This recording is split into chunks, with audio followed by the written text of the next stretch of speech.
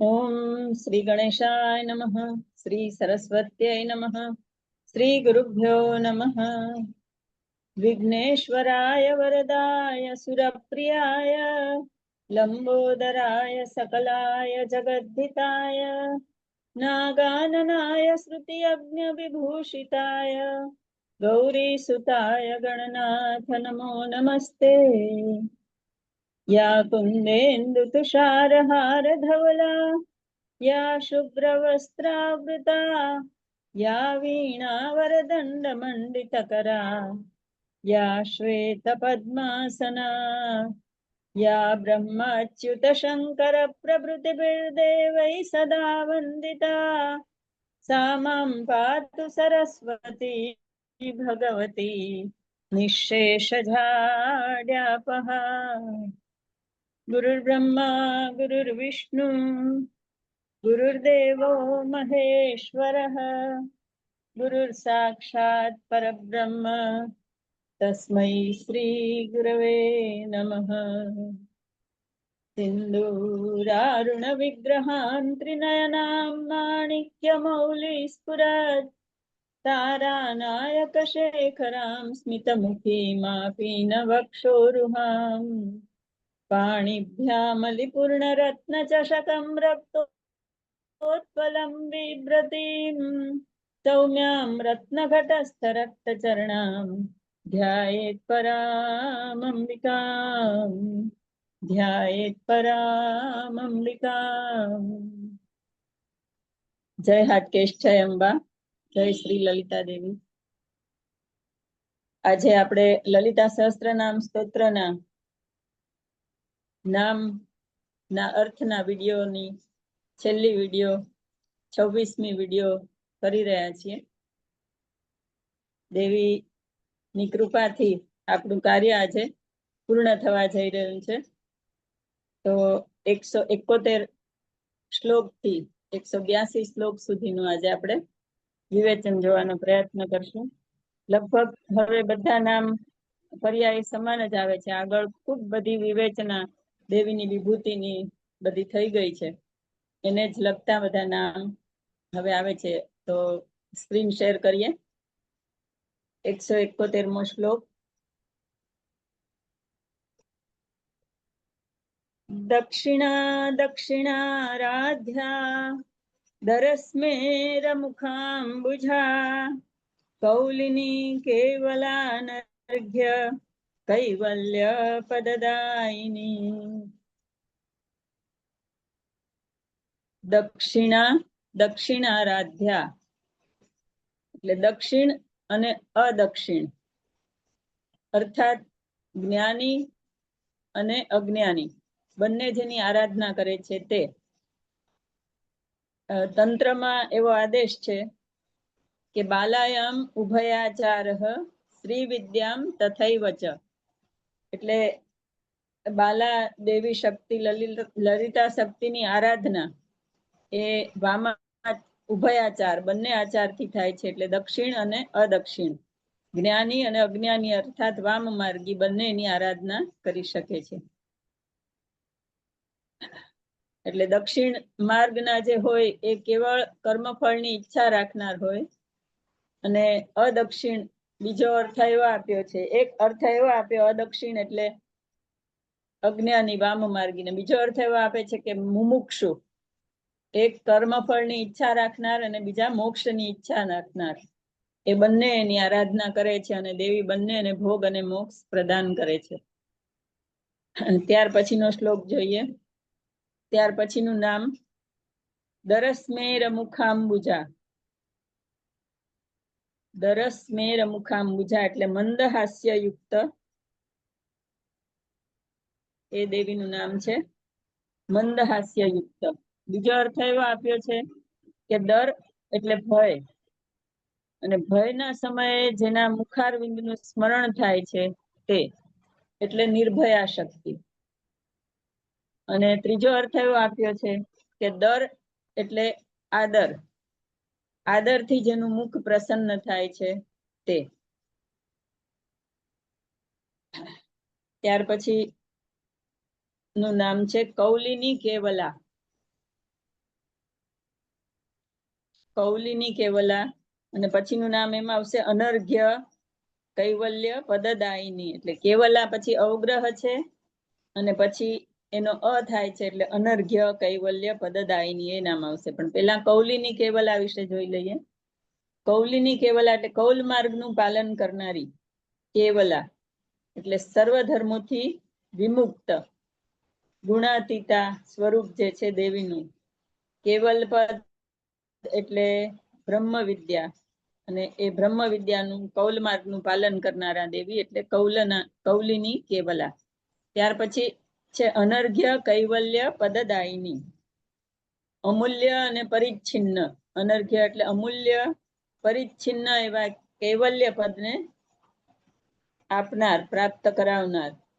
એટલે પાંચમી શ્રેષ્ઠ મુક્તિ. મુક્તિના 5 પ્રકાર બતાવ્યા છે શાસ્ત્રમાં. સાલોક્ય, સામીપ્ય, સારૂપ્ય, સાર્ષ્ટિ અને સાયુજ્ય. એમાં સાલોક્યમાં ઈશ્વરના લોકમાં જવાય છે. સામીપ્યમાં ઈશ્વરની સમીપ પાર્ષદ સ્વરૂપે રહેવાય છે. સારૂપ્યમાં ભગવાનના રૂપની પ્રાપ્તિ થાય છે. સાર્ષ્ટિમાં ઈશ્વર જેવું ઐશ્વર્ય અને શક્તિ પ્રાપ્ત થાય છે.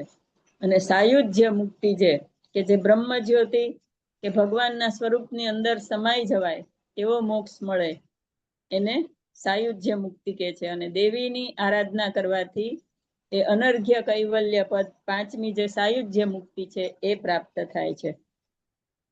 ત્યાર પછી 172મો શ્લોક જોઈએ.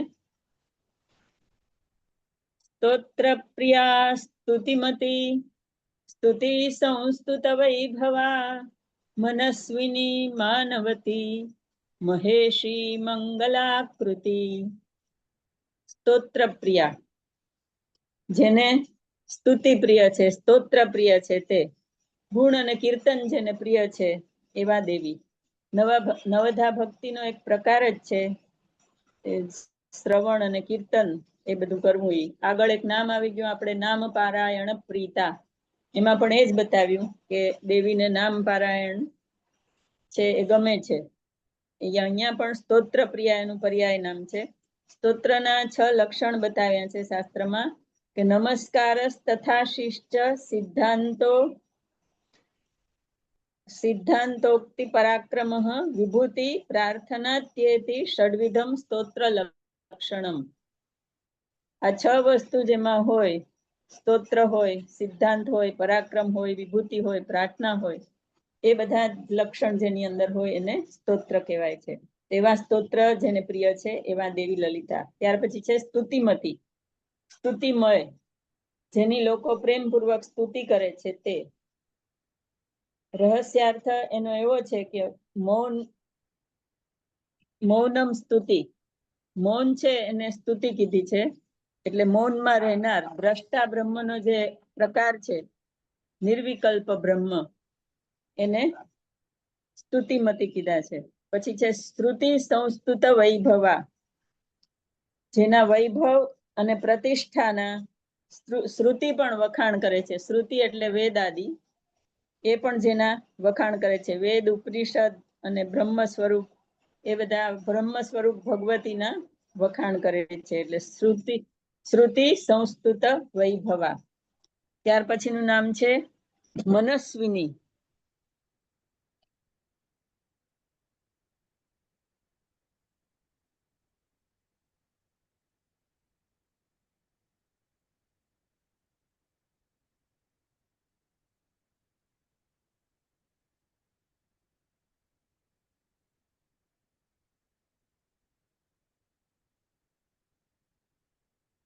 મનસ્વિની અર્થાત સ્વતંત્ર મનપૂર્વક રહેનારા, ઉત્સાહી અને તેજસ્વી સ્વરૂપ, સર્વશ્રેષ્ઠ પરમ સત્તા અને ઈચ્છા શક્તિ સ્વરૂપ. ત્યાર પછીનું નામ છે માનવતી. તો પ્રમાણ સ્વરૂપ, અપરિમિત સ્વરૂપ છતાં પરિમિતા શક્તિ સ્વરૂપ. દેવીનું સ્વરૂપ આપણે અપ્રમેય બતાવ્યું છે, જેને માપી ન શકાય એવું. છતાં અહીંયા માનવતી એટલે પ્રમાણ સ્વરૂપ બતાવ્યું છે. અને બીજી રીતે માનવતીનો અર્થ એવો બતાવ્યો છે કે સમગ્ર વિશ્વનું આદરમાન અને પ્રેમ મેળવનાર એવા લલિતા દેવી. ત્યાર પછીનું નામ છે મહેશી, એટલે મહેશની પત્ની, મહેશ મહાદેવના પત્ની. પછીનું નામ છે મંગલાકૃતિ, મંગળ આકૃતિ સ્વરૂપ વાળા. દેવીનું સ્વરૂપ જે છે એ ખૂબ જ મંગળમય છે, ખૂબ સુંદર એને અલંકાર અને વેશભૂષા ધારણ કરેલા આપણે જોઈએ છીએ. અને બીજી રીતે સર્વનું મંગળ કરનારા, સર્વ આરાધ્યોનું મંગળ કરનારા, કલ્યાણ કરનારા. એટલા માટે જ આપણે ગાઈએ છીએ કે જયંતી મંગલા કાલી ભદ્રકાલી કપાલિની દુર્ગા ક્ષમા શિવા ધાત્રી સ્વાહા સ્વધા નમોસ્તુતે. ત્યાં પણ મંગળ છે. આપણે ગરબાઓ ગાઈએ છીએ એમાં પણ એનું મંગળ સ્વરૂપ ગાઈએ છીએ. મંગલ વરસે મંગલ વરસે મંગલ વરસે આજ માને મંદિરે. પોતે મંગળ સ્વરૂપ છે એટલે જગત ઉપર પણ એ મંગળની વર્ષા કરે છે. અને બીજો પણ એક છે કે મંગલમય માં મંગલ કરજો. સતત જે માઈ કલાપી ના ભક્તો છે એ લોકો સતત આ ધૂન બોલતા હોય છે કે મંગલમયમાં મંગલ કરજો. તો એવી રીતે દેવીના મંગળ સ્વરૂપનું આપણે વર્ણન જોયું. ત્યાર પછી 173મો શ્લોક જોઈએ. વિશ્વમાતા જગદ્ધાત્રી વિશાલાક્ષી વિરાગિણી પ્રગલ્ભા પરમોદારા પરામોદા મનોમયી. વિશ્વમાતા, સમગ્ર વિશ્વની સૃજન શક્તિ સ્વરૂપ એટલે વિશ્વમાતા. જગતધાત્રી, સમગ્ર જગતને ધારણ કરીને રાખનાર, એને રક્ષણ કરનાર, એનું પાલન કરનાર. પછી છે વિશાલાક્ષી, એટલે મોટી આંખો વાળા. આંખો છે એ સૌંદર્યનું પ્રતીક છે, એટલે સૌંદર્યનું એક લક્ષણ છે. એટલે મોટી આંખો જેની હોય સરસ, એને સુંદરતામાં એના વધારો કરતી હોય, એટલે મોટી આંખો વાળા. અને બીજો અર્થ એવો છે કે સમગ્ર વિશ્વ પર મોટી આંખોથી ધ્યાન રાખનારા, દ્રષ્ટિ રાખનારા. બીજો અર્થ એવો આપ્યો છે કે કાશીપીઠના અધિષ્ઠાત્રી દેવી, એનું નામ પણ વિશાલાક્ષી છે.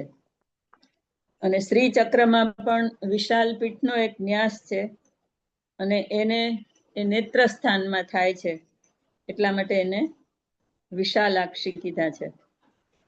ગુરુદેવ શ્રી શ્રી રવિશંકરના માતાજીનું નામ પણ વિશાલાક્ષી હતું. એટલે આશ્રમની અંદર જે મઠ, જે હોલ બનાવ્યો છે મોટો, એનું નામ વિશાલાક્ષી મંડપ આપેલું છે. ત્યાર પછીનું નામ છે વિરાગિણી, વૈરાગ્ય ભાવના વાળા, રાગ રહિત, સત્વગુણના પ્રાધાન્ય વાળું સ્વરૂપ છે. અનાસક્ત અને દ્રષ્ટા બ્રહ્મ સ્વરૂપ. સમોહમ સર્વભૂતેષુ નમે દ્વેષોસ્તિ ન પ્રિય. મને કોઈના પર દ્વેષ નથી અને સર્વભૂત તરફ હું સમાન છું, એવી ભાવના ધરાવનારા વિરાગિણી સ્વરૂપ. ત્યાર પછી પ્રગલ્ભા, એટલે પ્રકૃષ્ટ ભાવથી ગર્વિતા, એટલે પીઢ અને પ્રૌઢ સ્વરૂપા, એવો આમ અર્થ થઈ શકે. પીઢ અને પ્રૌઢ સ્વરૂપ. બીજી રીતે એમ જોઈ શકાય કે જ્ઞાન વૃદ્ધ, જ્ઞાન જેનું અતિશય ઉચ્ચ સ્થિતિનું છે એવું જ્ઞાન. આગળના શ્લોકમાં તરુણી સ્વરૂપ બતાવ્યા હતા, બાલા સ્વરૂપ બતાવ્યા છે દેવીને દરેક જગ્યાએ, પણ અહીંયા પ્રગલ્ભા પ્રૌઢ સ્વરૂપ બતાવ્યા છે. એટલે જ્ઞાનથી પ્રગલ્ભ તેવો ભાવ છે. અને શિવને એક પતિત્વ તરીકે દરેક જન્મમાં એ સ્વીકારે છે, એટલે એ પ્રમાણે એક પતિત્વને કારણે ગર્વિતા દેવી.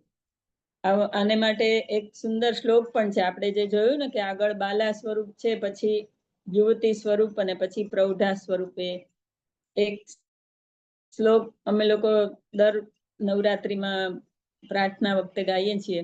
બધાને ખબર હશે, પ્રાતઃ કાલે કુમારી કુસુમ કુમકુમા ઝાપ્યમાલા જપંતી મધ્યાહ્ને પ્રૌઢ રૂપા વિલસિત વદના ચારુ નેત્રા વિશાલા સાયાન્ને વૃદ્ધરૂપા દલિતકુચયુગારુંઢમાલા વહંતી સા દેવી દિવ્ય દેવી ત્રિભુવન જનની સુંદરી ત્વામ નમામિ. એટલે દેવીના દરેક રૂપનું વર્ણન હોય છે ને દરેક રૂપે એની પૂજા થાય છે. ત્યાર પછીનું નામ છે પરમોદારા. પરમ એટલે સૌથી ઉદાર ચરિત્ર વાળા, ભક્તોના દોષને માફ કરનારા અને માફ કરીને તેનો ઉદ્ધાર કરનારા. દેવી ક્ષમાપનામાં પણ આપણે કહીએ છીએ કે મત સમ પાતકી નાસ્તિ પાભક્ની ત્વત સમાનહિ એવમ જ્ઞાત્વા મહાદેવી યથા યોગ્યમ તથા કુરુ.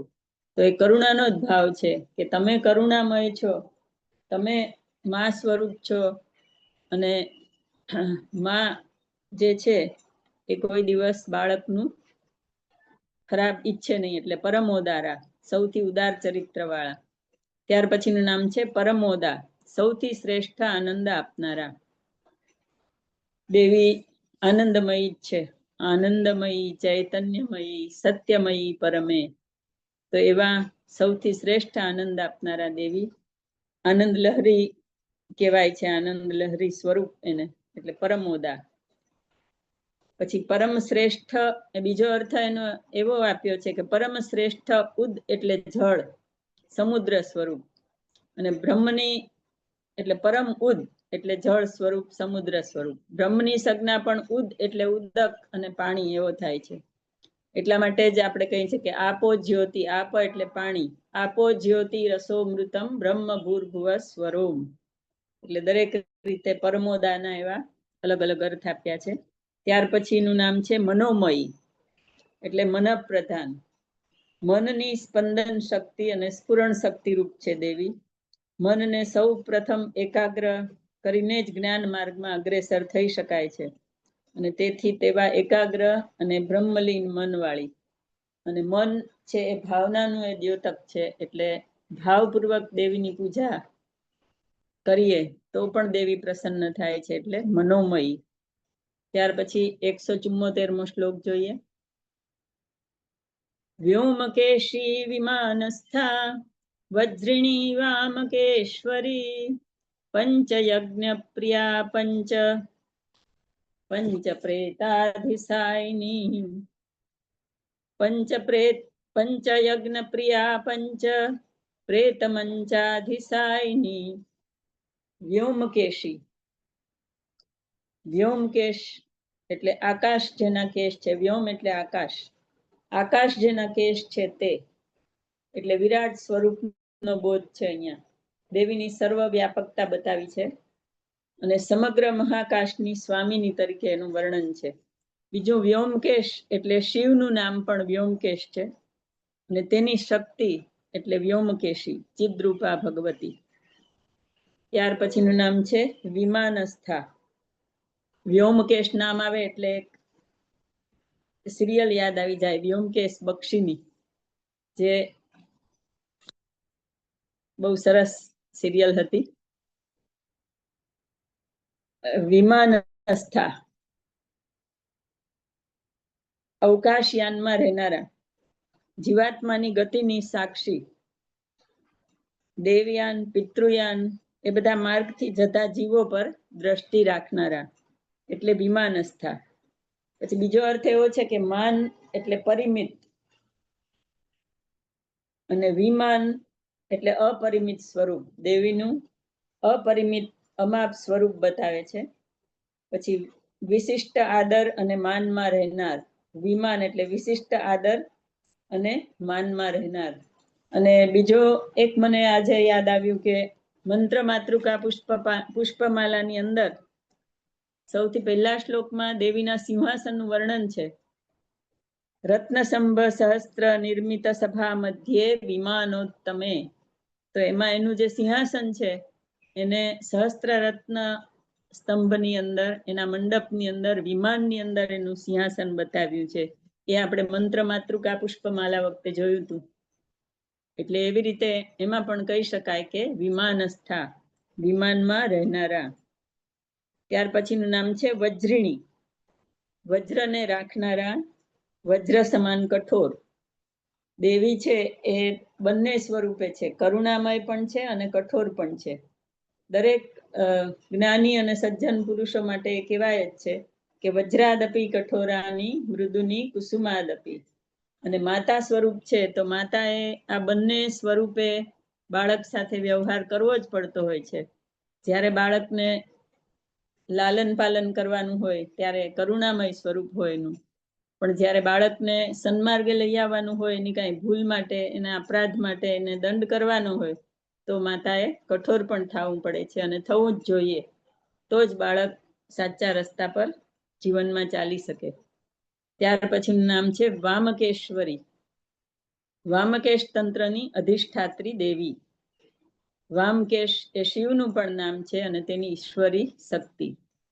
પછી છે પંચયજ્ઞ પ્રિયા. 5 પ્રકારના યજ્ઞ જેને પ્રિય છે તે. 5 પ્રકારના યજ્ઞ કયા છે શાસ્ત્રમાં? દેવયજ્ઞ, બ્રહ્મયજ્ઞ, ભૂતયજ્ઞ, પિતૃયજ્ઞ અને મનુષ્ય યજ્ઞ. આ બધા 5 પ્રકારના યજ્ઞ એ ગાયત્રી પરિવારની અંદર પણ એનો બહુ મહિમા કરતા હોય છે.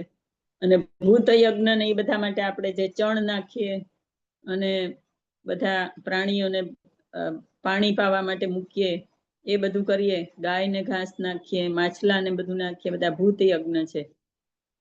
દેવ યજ્ઞમાં દેવો માટે જે યજ્ઞ થતા હોય વૈદિક એ. પછી બ્રહ્મ યજ્ઞ એટલે આપણે જે પ્રાણમાંથી પ્રાણને હોમીને, એ ગીતાજીની અંદર આવા 14 યજ્ઞ બતાવ્યા છે. એટલે પ્રાણમાં પ્રાણને હોમીને સાધના કરીને જે ઉર્ધ્વ ગતિથી કરીએ તે બ્રહ્મ યજ્ઞ. પિતૃયજ્ઞ, પિતૃ માટે જે કરીએ તે. અને મનુષ્ય યજ્ઞ એટલે સારા સારા કાર્યો જે કરે લોકોના ઉદ્ધાર માટે, જે સત્કાર્યો થાય, વાવ કુવા તળાવ બંધાવાના, પછી સમગ્ર બધાને જમાડે અને ભંડારા કરે, એ બધા એને મનુષ્ય યજ્ઞ કહેવાય. તો એવી રીતે પંચયજ્ઞ પ્રિયા. ત્યાર પછી બીજો અર્થ એવો આપ્યો છે કે યજ્ઞ એટલે પૂજા. 5 પ્રકારની પૂજા જેને પ્રિય છે તે. પંચોપચાર પૂજા જેને કહેવાય. આગળ પણ એ આવશે. એટલે લમલમિત્યાદિ પૂજા જે આપણે કહીએ છીએ એ પંચ યજ્ઞ પ્રિયા એમાં આવે. ત્યાર પછીનું નામ છે પંચપ્રેત મંચાધિસાયિની. 5 પ્રેતના મંચ ઉપર શયન કરનારા. એટલે 5 પ્રેતનો મંચ એ આપણે આગળ પણ જોઈ ગયા છે કે બ્રહ્મા, વિષ્ણુ, મહેશ, શિવ અને રુદ્ર એ 5 પ્રેતની ઉપર દેવી જે છે એ એના પર બેસે છે કે એના પર સૂવે છે એમ કીધું છે આમાં. એટલે આમાં લલિતાંબિકાની યોગ નિદ્રા અવસ્થા બતાવી છે. અને યોગ નિદ્રા અવસ્થા એ નિષ્ક્રિય અવસ્થા છે. નિષ્ક્રિય અવસ્થાનો બોધ કરે છે, અને તે વખતે એ આ બધા ની ઉપર સુતેલા બતાડે છે. એટલે એનું કારણ શું કે જ્યારે દેવી યોગ નિદ્રામાં છે ત્યારે આ બધા દેવોની શક્તિ એ શાંત છે, એટલે એ લોકો કાંઈ કાર્ય કરી શકતા નથી, શવ સમાન થઈ જાય છે. અને જ્યારે શક્તિ જાગૃત થાય છે, યોગ નિદ્રા એની સમાપ્ત કરીને જ્યારે સૃષ્ટિ પ્રપંચના કાર્યમાં લાગે છે, ત્યારે આ બધા દેવોને શક્તિ મળે છે અને સૃષ્ટિનું કાર્ય આગળ ચાલે છે. ત્યાર પછી 175મો શ્લોક જોઈએ. પંચમી પંચભૂતેશી પંચસંખ્યોપચારિણી શાશ્વતી શાશ્વતૈશ્વર્યા શર્મદા શંભુમોહિની. પંચમી એટલે 5મી, 5 પ્રકારના બ્રહ્મની અંતિમ તુર્યાતીત અવસ્થા. એક અર્થ એવો છે. બીજું છે 5મી મહાવિદ્યા. એમાં પંચેશી અને ભુવનેશી સ્વરૂપ જે છે, મહાવિદ્યાઓ જે છે બધી, એની અંદર 10 મહાવિદ્યામાંથી 5મી મહાવિદ્યાનું સ્વરૂપ એટલે પંચમી.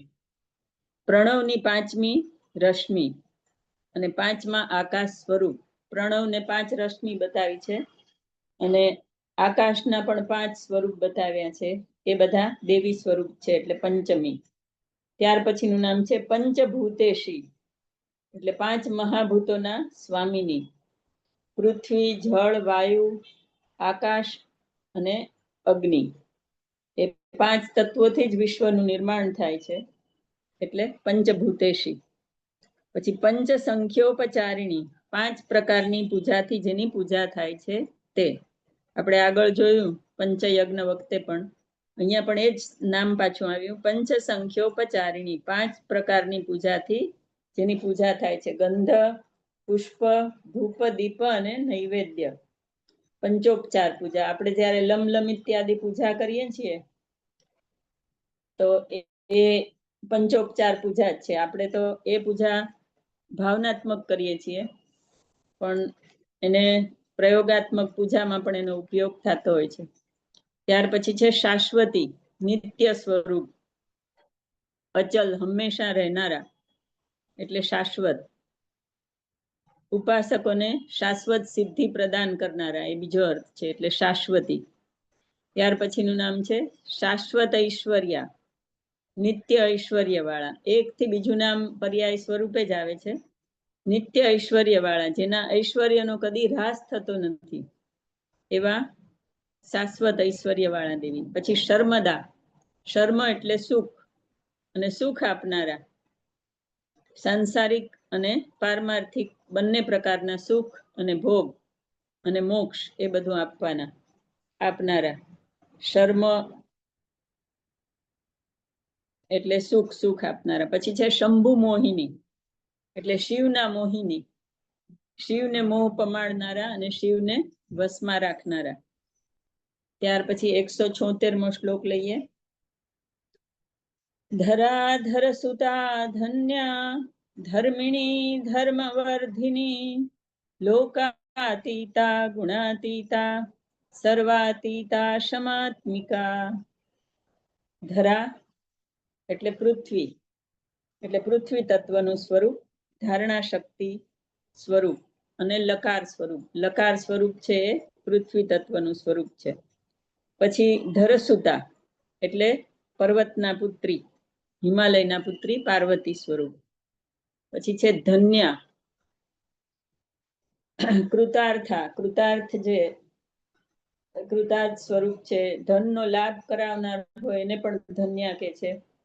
અને શાસ્ત્રાર્થ એવો આપ્યો છે કે આર્ત, રૌદ્ર, ધન્ય, શુક્લ આ 4 પ્રકારના ધ્યાન હોય છે, અને એ ધ્યાનમાં ધન્ય ધ્યાન સ્વરૂપ એટલે ધન્ય પ્રકારનું એક ધ્યાન પણ છે 4 ધ્યાનના પ્રકારમાં. આ બધું જ્ઞાન આપણને કોઈક આવા શાસ્ત્રીઓ પાસેથી જ મળી શકે, બાકી બહુ અઘરું છે. એટલે 4 પ્રકારના ધ્યાનમાંથી ધન્ય ધ્યાન સ્વરૂપ. પછી ધર્મિણી એટલે ધર્મ સ્વરૂપ દેવી છે, પોતે જ ધર્મનું સ્વરૂપ છે, અને એની શક્તિઓને એટલા માટે ધર્મી શક્તિ શબ્દ દરેક જગ્યાએ વાપર્યો છે. ધર્મવર્ધિની એટલે ધર્મની વૃદ્ધિ કરનારા, જ્ઞાનની વૃદ્ધિ કરનારા. અને જ્ઞાન માર્ગમાં જીવ જોડાય ત્યારે તેને પોતાના ધર્મ સમજાય. જ્યારે જ્ઞાન આવે ત્યારે જ પોતાનો સ્વધર્મ શું છે એ સમજાય. અર્જુન પોતાનો સ્વધર્મ ભૂલી ગયો હતો, એટલે ભગવાને એને ગીતાનો ઉપદેશ આપવો પડ્યો, અને ત્યારે એને સ્વધર્મનું જ્ઞાન થયું. એટલે શિષ્યસ્તેહમ સ્વાધિમામ ત્વામ પ્રપન્ન કરીશ્યે વચનમ તવ કરીને પછી એ યુદ્ધ કરવા તૈયાર થયો. ત્યાર પછીનું નામ છે લોકાતીતા, 3 લોકથી પર, સ્વર્ગ, પૃથ્વી અને પાતાળ એ 3થી પર. અને બીજી રીતે 3 લોક, એવી રીતે 7 લોક જોઈએ. ભૂર્ભુવઃ સ્વઃ મહઃ જનઃ તપઃ સત્ય, એ બધા જે 7 લોક છે એ 7 લોકથી પર. અને જ્ઞાનની પણ 7 ભૂમિકા બતાવી છે. એમાં તુરીયાતીત અવસ્થા એ સ્વરૂપ દેવીનું. ત્યાર પછી ગુણાતીતા, 3 ગુણોથી પર. આપણે આગળ પણ એવા નામ જોઈ ગયા કે ત્રિગુણમયી પણ છે અને ગુણાતીત પણ છે.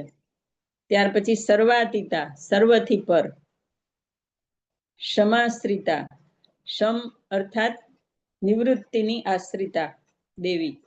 અને પ્રપંચ નિવૃત્તિ, પ્રપંચનું નિવૃત્ત થઈ જાય, જગત બધું જે છે એનું આભાસ જે છે નિવૃત્ત થાય ત્યારે આનંદ બ્રહ્મ અને બ્રહ્મ સ્વરૂપની પ્રાપ્તિ થાય, શાંતિ સ્વરૂપની પ્રાપ્તિ થાય, એટલે ક્ષમાશ્રિતા. ત્યાર પછી 177મો શ્લોક જોઈએ. બંધુક કુસુમ પ્રખ્યા બાલા લીલા વિનોદિની સુમંગલી સુખકરી સુવેશાઢ્યા સુવાસિની બંધુક કુસુમ પ્રખ્યા. બંધુક કુસુમ સમાન. બંધુક પુષ્પ એક એવા લાલ વર્ણના પુષ્પ છે, એના સમાન એનો વર્ણ છે, એટલે બંધુક કુસુમ પ્રખ્યા. પછી બાલા એટલે દેવીનું કુમારી સ્વરૂપ છે. લલિતા ત્રિપુર સુંદરીનું 16 વર્ષની કુમારીનું સ્વરૂપ છે, એટલે બાલા એટલે બાલવત લીલા કરનારા, એટલે બાલા. ત્યાર પછી છે લીલા વિનોદિની, એટલે ક્રીડામાં આનંદ પામનારા. ઉપર જોયું તેમ બાળવત ક્રીડામાં આનંદ પામનારા. ક્રીડા એટલે પ્રપંચ. એમની ક્રીડા એટલે શું? તો સૃષ્ટિનો પ્રપંચ, સૃષ્ટિની ઉત્પત્તિ એ દેવીની ક્રીડા. ત્યાર પછી છે સુમંગલી. સુ એટલે સુંદર અને મંગળ એટલે અધિક મંગળ. શું એટલે અધિક મંગળ સ્વરૂપ. આપણે આગળ મંગળ સ્વરૂપ વિશે જોયું. મંગળ એ બ્રહ્મવાચક શબ્દ પણ છે, અને બીજી રીતે અશુભ અને અમંગળને દૂર કરનાર અને શુભ અને મંગળ કરનાર એવા દેવી લલિતા. ત્યાર પછીનું નામ છે સુખકરી, સુખ આપનાર. એના બે અર્થ થાય, ભૌતિક સુખ અને નિત્ય સુખ, એટલે પરમ સુખ, પરમાનંદ. બ્રહ્માનંદ છે એ દુઃખની મુક્તિ સ્વરૂપ છે, એટલે સુખ કરી. પછી સુવેશાઢ્યા, સુંદર વસ્ત્રાભૂષણ વાળા. ભગવતીના વસ્ત્ર અને આભૂષણ એ ખૂબ સુંદર હોય. આપણે ધ્યાન કરીએ એની છબીનું, એના સ્વરૂપનું, મૂર્તિનું, તો આપણને સતત એમાં મગ્ન રહેવાનું મન થાય, એવું એનું સુંદર વર્ણન હોય છે. વેશ એટલે પોતાના સ્વરૂપથી ભક્તોના મનને પોતાની તરફ આકર્ષણ કરનારા. સુવેશાઢ્યા સુવાસિની, એટલે વેશનો અર્થ એવો બતાવ્યો છે કે પોતાના સ્વરૂપથી ભક્તોના મનને પોતાની તરફ આકર્ષિત કરનારા. મેં જે કહ્યું એવી જ રીતે કે આપણને જો દેવીનું ધ્યાન કરતા હોય કે એનું દર્શન કરતા હોય તો હટવાનું મન ન થાય એવા. પછી સુવાસિની, સર્વકાલ જીવિત પતિકા, એટલે જેનો પતિ સર્વકાલ જીવિત રહેતો હોય એવા સધવા સ્ત્રી, તો એ માત્ર માતા પાર્વતી જ સુવાસિની કહી શકાય. સુવાસિની નો અર્થ લ્યો આપણે સૌભાગ્યવતી જેને કહીએ, તો એ સુવાસિની એ માત્ર ને માત્ર એકલા પાર્વતી માતાને જ કહી શકાય, કારણ કે એ એક જ એવા છે કે જેને સર્વકાલ જીવિત પતિ છે, શિવ અમર છે. ત્યાર પછી નું આવશે નામ સુવાસિની અર્ચન પ્રીતા. એના માટે શ્લોક જોઈએ પેલા 178મો. સુવાસિની અર્ચન પ્રીતા શોભના શુદ્ધ માનસા બિંદુ તર્પણ સંતુષ્ટા પૂર્વજા ત્રિપુરાંબિકા. સુવાસિની અર્ચન પ્રીતા, અને પછી બે અવગ્રહ આપ્યા છે, એટલે આ શોભના શબ્દ આવશે અહીંયા. આ શોભના, પછી શુદ્ધ માનસા અને બિંદુ તર્પણ સંતુષ્ટા પૂર્વજા ત્રિપુરાંબિકા. તો સુવાસિની અર્ચન પ્રીતા, આગળ સુવાસિની કીધું તો પોતે સુવાસિની છે, અને બીજું સુવાસિની સૌભાગ્યવતી સ્ત્રીઓની પૂજાથી જે ખુશ થાય છે, એટલે જેને પ્રિય છે. તમે જોજો મહારાષ્ટ્રીયન લોકો અને સાઉથ ઇન્ડિયન લોકો એ બધા હળદી કંકુ ખૂબ કરે. બહુ જ બધા સૌભાગ્યવતી સ્ત્રીઓને બોલાવે, એને ભેટ આપે, બધું પાન ને કંકુ ને સોપારી ને એવું બધું આપે, અને એની સૌભાગ્યવતીની પૂજા કરે. આપણામાં ગુજરાતી લોકોમાં ને એમાં પણ સૌભાગ્યવતી સ્ત્રીઓની પૂજા કરતા હોય છે. આપણે જે વાસણ કે એવું કંઈક લાણી આપીએ, કે એને કંઈક સૌભાગ્યની વસ્તુ ચાંદલા ને એવું બધું આપીએ, જ્યારે રાંદલમાની પૂજા થતી હોય ત્યારે પણ આપણે બધું એવું સૌભાગ્યવતી સ્ત્રીઓને આપતા હોઈએ છીએ. તો દેવીને એવી સૌભાગ્યવતી સ્ત્રીઓની પૂજા પ્રિય છે, એટલા માટે આ બધું લોકો કરે છે.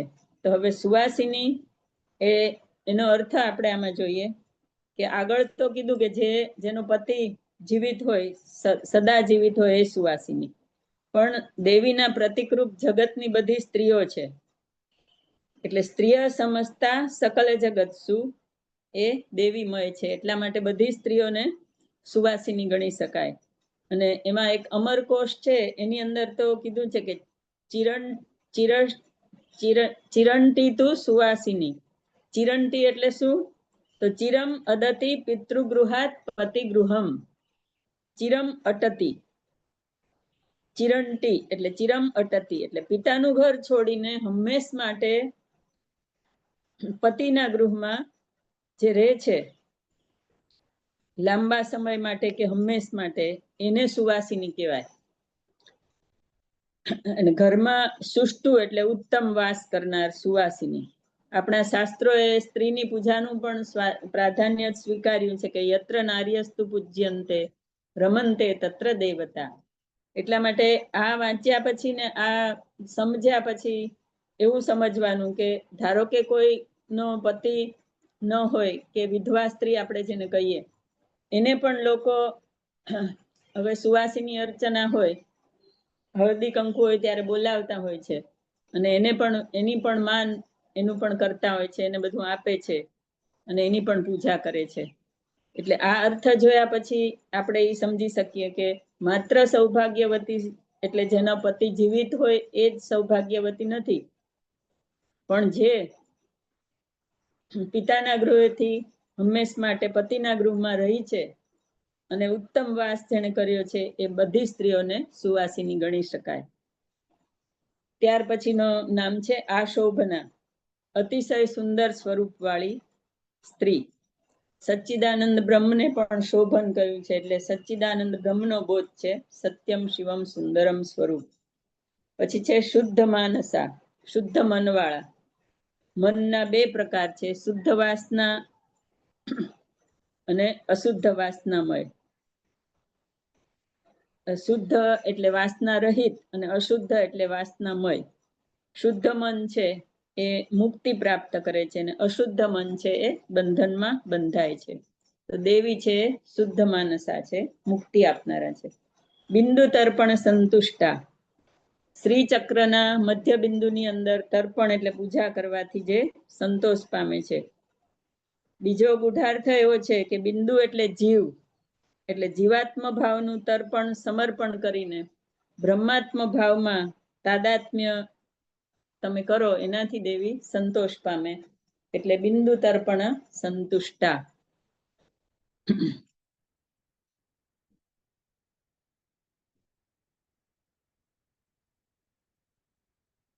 અને પૂર્વજા ત્રિપુરાંબિકા. પૂર્વજા એટલે પહેલેથી જ જેનું અસ્તિત્વ છે તે. આદ્યા એ પર્યાયવાચક સંજ્ઞા છે, એટલે પૂર્વજા એટલે આદ્યા. આદ્યા એટલે આદિશક્તિ જે આપણે એને કહીએ છીએ, સૌથી પહેલા જેનું અસ્તિત્વ છે તે. ત્યાર પછીનું નામ છે ત્રિપુરાંબિકા, એટલે ત્રણેય લોકના માતા. ત્રણેય લોકને ઉત્પન્ન કરનાર, પાલન કરનાર અને એનું સંરક્ષણ કરનાર. અને શ્રુતિ પ્રમાણે ત્રિપુર એટલે જીવ અને જીવની જનની, અને 8મા ચક્રની અધિષ્ઠાત્રી દેવી. દરેક રીતે ત્રિપુરાંબિકાનું નામ આવે છે. ત્યાર પછી 179મો શ્લોક જોઈએ. દશમુદ્રા સમારાધ્યા ત્રિપુરા શ્રી વશંકરી, જ્ઞાન મુદ્રા જ્ઞાનગમ્યા જ્ઞાનજ્ઞેય સ્વરૂપિણી. દશમુદ્રા સમારાધ્યા, 10 મુદ્રાઓ દ્વારા જેનું આરાધન થાય છે તે. શ્રી ચક્રની પૂજામાં 10 મુદ્રાઓનો ઉપયોગ થાય છે. એ 10 મુદ્રાઓના નામ આ પ્રમાણે છે.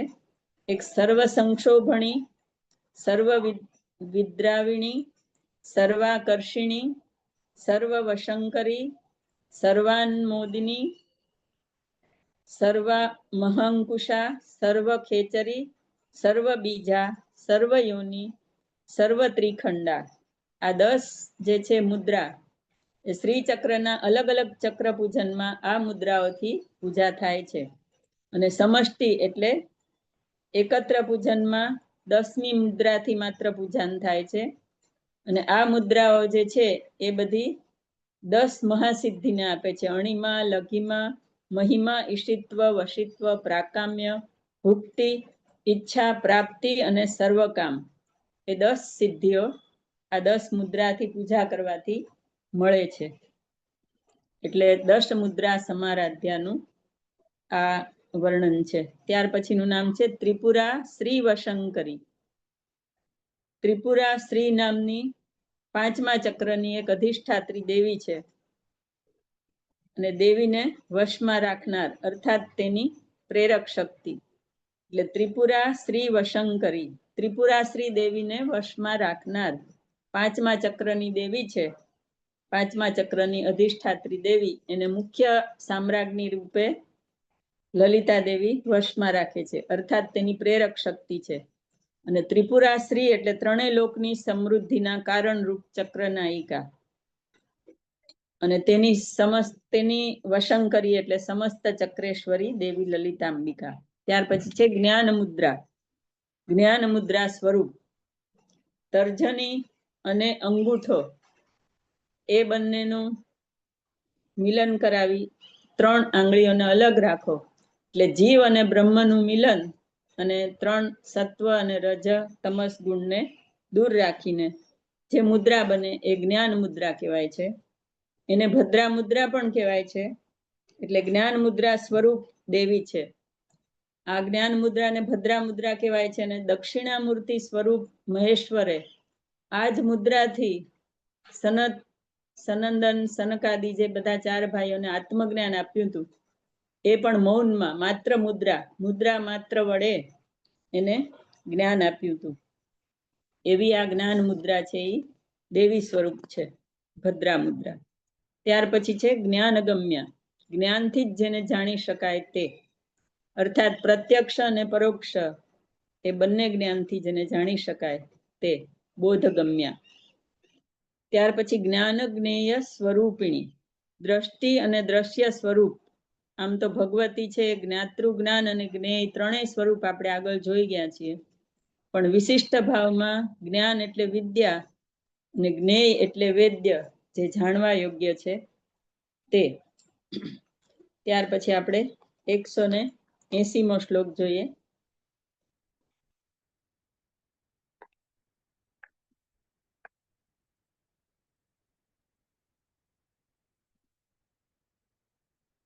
યોનિ મુદ્રા ત્રિખંડેશી ત્રિગુણાંબા ત્રિકોણગા અનઘાદ્ભુત ચારિત્રા વાંચિતાર્થ પ્રદાયિની. યોનિ મુદ્રા, યોનિ મુદ્રા સ્વરૂપ એટલે યોનિમાં જ યોનિ વડે આનંદ પામનાર. યોનિ એટલે બ્રહ્મ યોનિની અહીંયા વાત છે. સમષ્ટિ યોનિ અને વ્યષ્ટિ યોનિ એ બંનેનું તાત્પર્ય છે. અને 9મી જે મુદ્રા છે સર્વયોનિ મુદ્રા એ દેવતા સ્વયં, એની દેવતા સ્વયં મહાત્રિપુર સુંદરી છે. એટલે યોનિ મુદ્રા આપણને યોગમાં પણ યોગ મુદ્રા કરાવે છે, યોનિ મુદ્રા નહીં પણ યોગ મુદ્રા કરાવે છે. ત્યાર પછી છે ત્રિખંડેશી, 10મી મુદ્રા ત્રિખંડા, એની સ્વામીની એટલે તુરિયાંબા દેવી લલિતા. બીજો અર્થ એવો છે ત્રિખંડેશીનો કે 3 ખંડ, સૂર્ય ચંદ્ર અને અગ્નિ એ 3 ખંડોની સ્વામીની. અને આ 3 ખંડોથી જ પંચદશી વિદ્યા અને શ્રી ચક્ર બનેલા છે. શ્રી ચક્રની અંદર પણ આ બધા ચંદ્રખંડ સૂર્યખંડ એવા બધા આવેલા છે. અને શ્રીખંડ એટલે પ્રભાતૃ, પ્રમાણ અને પ્રમેય એ 3 ભાવની સ્વામીની. ત્રિખંડત્રયની અખંડા બુદ્ધિ એટલે લલિતા દેવી. તો ત્રિખંડ એટલે 3 જે ખંડો કીધા, આપણા શરીરની અંદર પણ વહની ચક્ર ને મૂલાધાર ચક્ર ને એ બધા છે, એમાં એ ચંદ્રમંડળ ને સૂર્યમંડળ ને એ બધું આવે છે. ત્યાર પછી છે ત્રિગુણાંબા, 3 ગુણો સત્વ રજસ અને તમસની જનની, મહામાયા સ્વરૂપ. સાંખ્ય મત પ્રમાણે પ્રકૃતિ અને મૂળ પ્રકૃતિ સ્વરૂપ કહેવાય દેવીને. ત્રિગુણાત્મિકા પ્રકૃતિનું તાત્પર્ય છે કે દૈવી એશા ગુણમયી મમ માયા દુરત્યયા, એટલે જે ઈશ્વરની માયા છે પ્રકૃતિ સ્વરૂપ એ ગુણમય છે. શાક્તમત પ્રમાણે એને ઉપહિત ચેતના સ્વરૂપ કહેવાય છે. ત્યાર પછીનું નામ છે ત્રિકોણગા. ત્રિકોણમાં જનારા કે ત્રિકોણમાં રહેનારા. શ્રી ચક્રના સૌથી અંદરના ત્રિકોણની અંદર મધ્ય બિંદુમાં રહેનારા છે.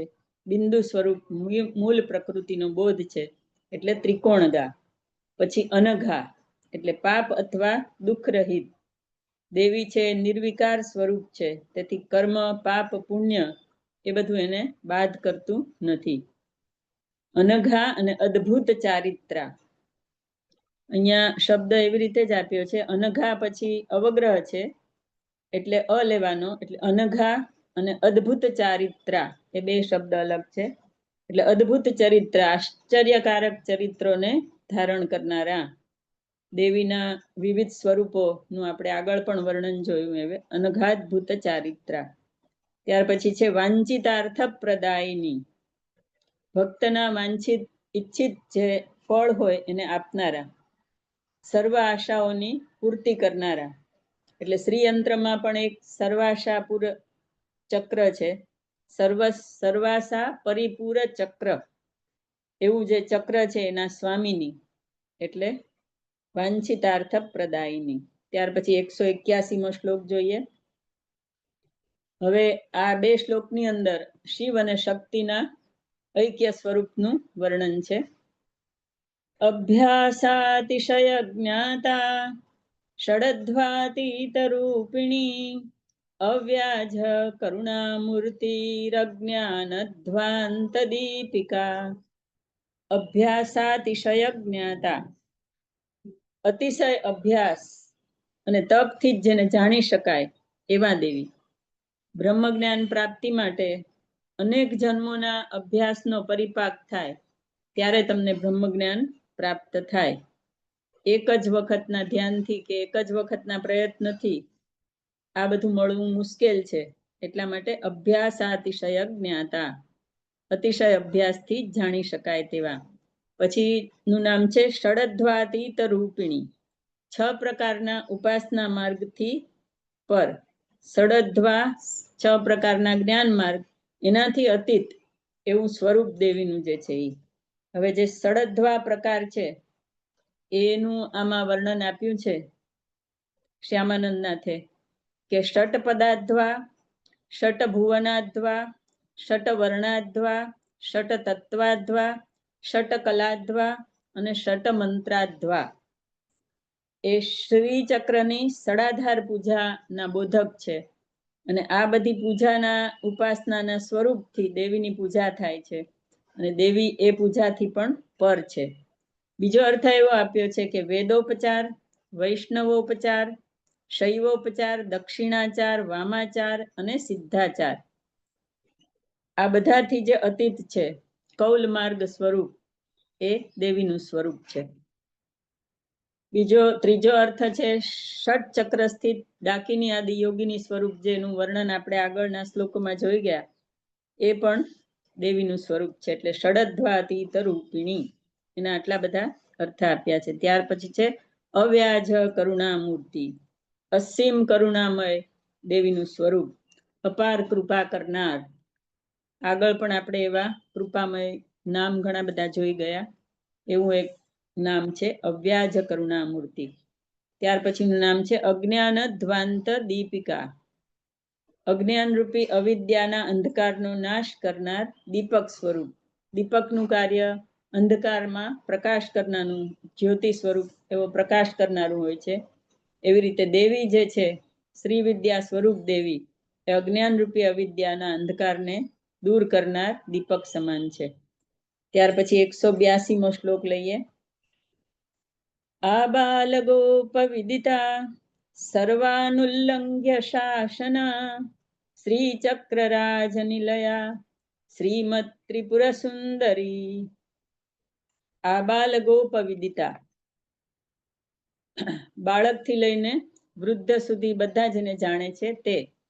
અર્થાત અહીંયા જ્ઞાનના સંદર્ભમાં લેવાનું છે કે સીમિત જ્ઞાન અને પરમ જ્ઞાન એ બંને જાણનારા લોકો એને જાણે છે.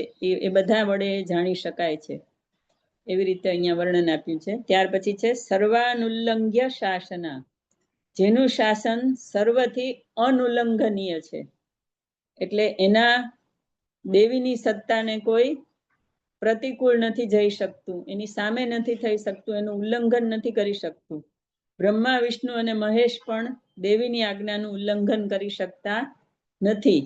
એટલા માટે તો એને પંચ પ્રેતાસનાસીના કીધા છે કે દેવીની શક્તિથી જ એ લોકોનું કાર્ય ચાલે છે, એટલે એના શાસનનું ઉલ્લંઘન કોઈ કરી શકતું નથી. ત્યાર પછીનું નામ છે શ્રી ચક્રરાજ નિલયા. સર્વ ચક્રોના રાજા શ્રી ચક્રમાં રહેનારા. શ્રી ચક્ર છે એ સમષ્ટિ અને વ્યષ્ટિ બંનેને દર્શાવે છે. શ્રી ચક્રમાં સમગ્ર વિશ્વ અને સમગ્ર દેવોનું સ્થાન છે. શ્રી ચક્ર છે એને શિવયોહો વપુ એમ કહેવાય છે, એટલે શિવ અને જીવ એ બંનેના શરીર સ્વરૂપ છે શ્રી ચક્ર. અને તેના મધ્ય ભાગના બિંદુમાં શ્રી લલિતા દેવીનો નિવાસ છે, એટલે શ્રી ચક્રરાજ નિલયા.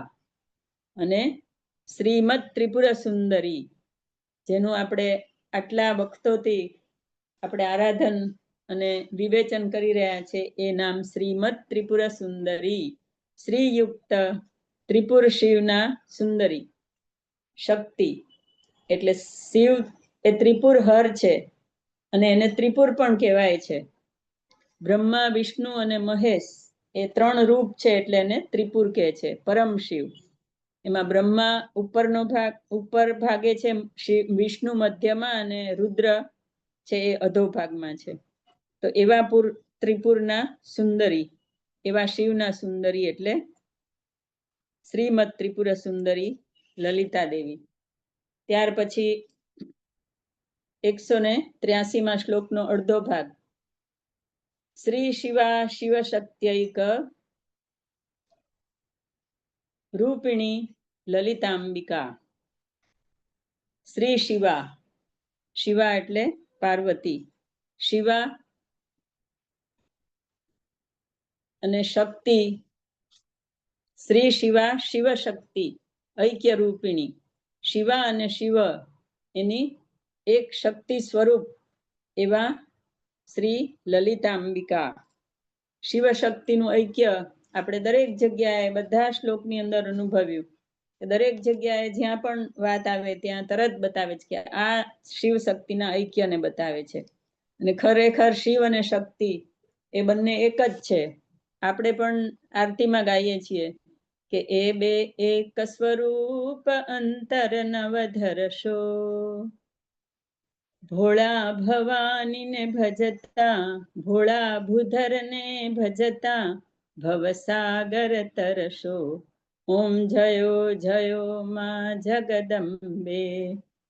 બધા આમાં ભૂધર શબ્દ ઘણા નથી બોલતા હોતા. ભોળા ભવાનીને ભજતા, ભોળા અંબામાને ભજતા, અને બધું જાત જાતનું બધા બોલે છે, પણ ખરેખર શિવ શક્તિનું ઐક્ય બતાવવા માટે આમાં આરતીમાં શબ્દ મૂક્યો છે કે એ બે એક સ્વરૂપ અંતર નવધરશો. ભોળા ભૂધરને એટલે શિવને ભજો અને દેવી અંબાને ભજો તો તમે ભવસાગર તરી જાશો. એટલે ખૂબ સુંદર શિવ શક્તિનું ઐક્ય બતાવ્યું છે આરતીમાં. અને છેલ્લું નામ લલિતાંબિકા. શ્રી શિવા સહિત સત્યૈક રૂપિણી લલિતાંબિકા, લલિતા માતા. લલિતાનો અહીંયા અર્થ આપ્યો છે કે લોકાન નિત્ય લલતે ઇતિ લલિતા, તેન શોચ્યતે લલિતા.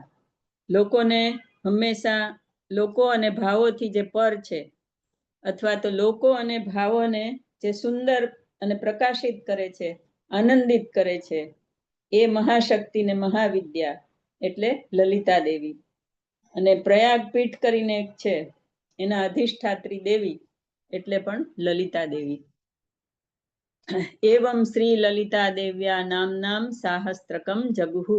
આવી રીતે લલિતા દેવીના સહસ્ત્ર નામ મેં તમને કહ્યા એવું હયગ્રીવ અગત્યને કહે છે. ઇતિ શ્રી બ્રહ્માંડ પુરાણે ઉત્તરખંડે હયગ્રીવ સંવાદ, હયગ્રીવ અગત્ય સંવાદે લલિતા સહસ્રનામ સ્તોત્ર કથનમ સંપૂર્ણમ.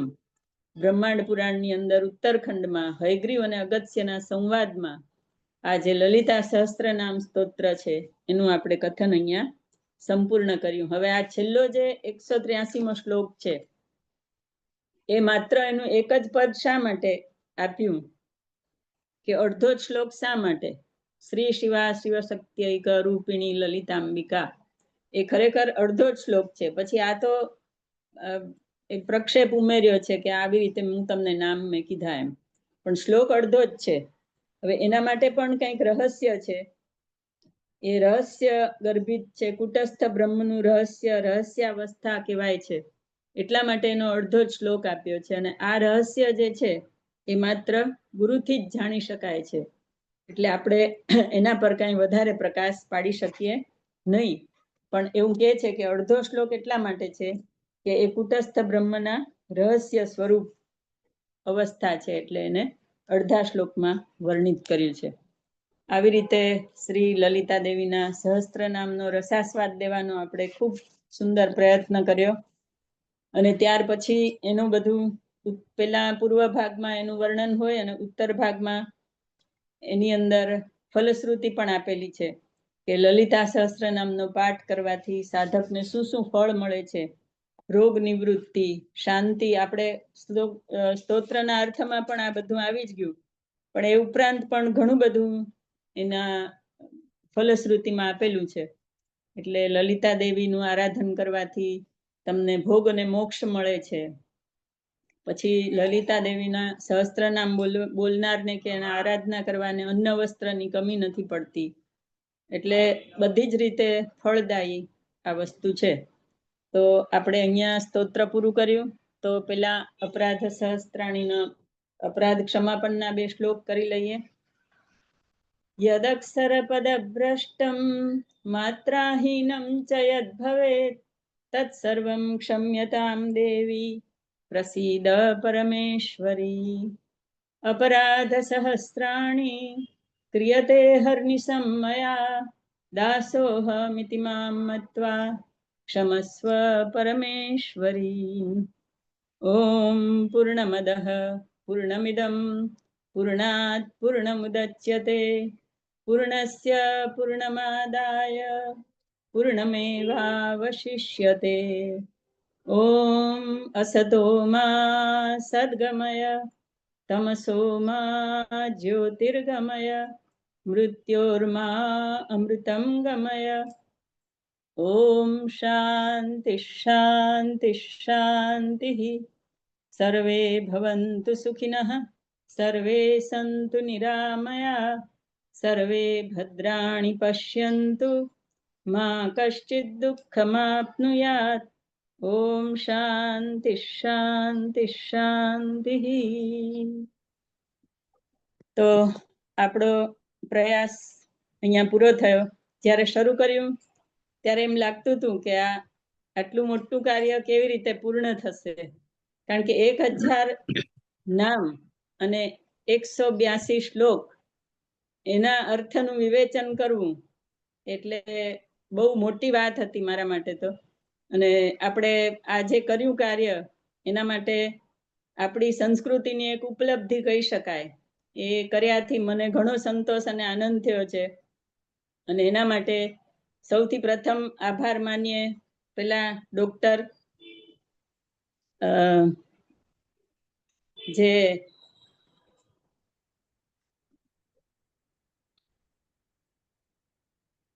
માનસ શાસ્ત્રના માનસ રોગના ડોક્ટર છે, એમણે જે કહ્યું કે અર્થ સાથે પાઠ કરો તો તમને એનો વધારે લાભ થાય. અને એ વાત પરથી ઉષ્માબેને આપણને પ્રેરણા કરી કે તમે મને પ્રેરણા કરી ખાસ કરીને કે તમે અર્થના વિડીયો બનાવો અને લોકો સાંભળે અને પછી પાઠ કરે. એટલે મેં એ કાર્ય ત્યારે હિંમત કરીને ઝડપી લીધું. અને એમાં મને ગુરુદેવના આશીર્વાદ, માતા પિતાના આશીર્વાદ અને લલિતા અંબિકાના આશીર્વાદ, પરાંબાના આશીર્વાદ પણ સાથે મળ્યા તો જ આ કાર્ય મારાથી પૂર્ણ થઈ શક્યું. અને એ ઉપરાંત સાથે સાથે મને બધાનો સાથ મળ્યો. તમે લોકોએ બધાએ સહકાર આપ્યો સાંભળવાનો અને એમાં રસ લેવાનો. ઉપરાંત રમાબેને પણ મને વિડીયો બનાવવા માટે જ્યારે પ્રયત્ન કર્યો મેં ઘરે બેસીને, ત્યારે એમાં પણ સાથ આપ્યો. એ બધાનો ખૂબ ખૂબ આભાર માનું છું. ઘરમાંથી પણ મને મારા સૌથી પહેલા પુત્રવધુ જે ઘરના કામમાંથી હું નિવૃત્ત રહીને આ બધું કાર્ય કરી શકું છું. ક્યાંક પણ ટેકનિકલ ખામી આવે તો મારા બાળકો મને મદદ કરે છે. એ બધાનો પણ આભાર, અને ઈશ્વરનો આભાર કે આવું સારું કાર્ય મારી પાસે કરાવ્યું. ભવિષ્યમાં પણ આવા બધા કાર્ય કરતા રહીએ એવી શક્તિ આપે ભગવાન, એવી હું ખૂબ પ્રાર્થના કરીને એની સાથે અહીંયા વિરમું છું. જય હાટકેશ, જય અંબા, જય મા લલિતા. જય હાટકેશ, જય હાટકેશ. જય હાટકેશ, જય હાટકેશ. જય હાટકેશ, જય હાટકેશ. હા, કોઈને એક બે શબ્દ બોલવા હોય તો કોઈ પણ એક કે બે જણ વ્યવસ્થિત રીતે વારાફરતી બોલી શકો છો આપણા કાર્ય વિશે. ખૂબ અભિનંદન કે ભગવાનની કૃપા ખૂબ સ્ટ્રોંગ મનોબળ ને આપણે તો હજી આ કાર્ય જે છે એ એમ કહેવાય કે નદી કિનારે બેસીને છબછબિયા કરે એવી રીતે આપણે આ કાર્ય કર્યું છે. હવે હજી આનાથી ઊંડા અર્થ, આ બધા નામના અર્થ ખૂબ ગૂઢ છે અને ખૂબ રહસ્યમય છે. અને એ આપણા જે ચેતનાબેન બુચ છે એના પર કામ કરે છે. અને તન્મે મન શિવ સંકલ્પ ગ્રુપમાંથી એમના વિડીયો પણ બહાર પડે છે, એ પણ સાંભળજો. એનું કાર્ય તો બહુ મોટું છે અને ખરેખર એવા ગુઢાર્થ છે. આપણે તો જે કહેવાય કે નદીના કિનારે બેસીને છબછબિયા કર્યા એવી રીતે આપણે અર્થ જોયા છે. આનું તો બહુ મોટું ગૂઢ સ્વરૂપ છે, એટલે એ પણ જોવાનો પ્રયત્ન કરજો બધા. હા, શું કહેતા હતા કિરણબેન? એ જ કહી હતી કે તમારું ખૂબ મનોબળ અને સંકલ્પ શક્તિ બધાનો સહકાર છે. અમારું તો શ્રાવણ શક્તિ વાળો, એમાં તમને તો સંતોષ નહીં આપી શક્યા હું કદાચ અમે, પણ છતાંય જેટલું ઝાડ એટલું એમ થાય કે ભગવાન એક એક પગથિયું ચડાવે છે ઉપર. ચડાવે છે. બરાબર છે, બરાબર છે, બરાબર છે. તો આપણે અહીંયા વિરામ લઈએ. ખૂબ અભિનંદન તમને તમારા પ્રગતિ. જય હાટકેશ, જય હાટકેશ. બધા એક સાથે નમ પાર્વતી પતે કરી લઈએ. ચાલો. ચોક્કસ. નમઃ પાર્વતી પાર્વતી પતે. હર હર મહાદેવ.